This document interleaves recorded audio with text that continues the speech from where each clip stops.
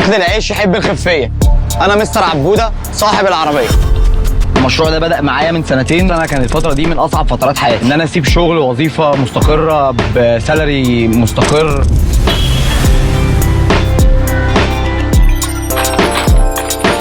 انا دايما في اي حاجه انا بقول انا وراك وفي ظهرك. عيلتي احنا يعني كله بيساعدوني، مراتي بتساعدني، اخوات مراتي بيساعدوني. حسينا شبه خليه النحل شويه. تحس ان احنا زي سلسله، ما ينفعش نبقى متفككين. الفترة اللي جت عليا الشغل كان كله بيشارك في كل حاجة، ما بين تيم يشتغل على الحواوشي، تيم يجيب اللحمة، تيم يروح يفرمها، تيم يبقى أوضة السجق، أوضة الكفتة، أوضة البرجر. أنا حسيت إن أهلي بيزيدوا على الأهل اللي عندي.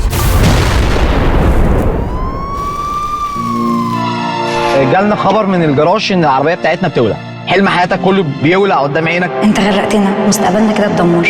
ما اقولكمش على كمية الإحباط النفسي أو الزعل اللي كان واحد فيها، لحد ما اخويا الكبير قال لي كمل يا عبوده، كمل وما تخافش.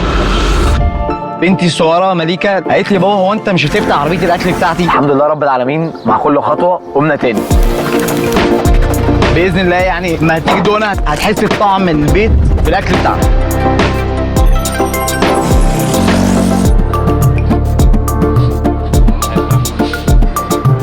جالي تيم من طلبات كده، قعدنا مع بعض بيحققوا لي حلم ان احنا ناخد محل، وباذن الله تبقى سكتنا واحده ونكبر مع بعض.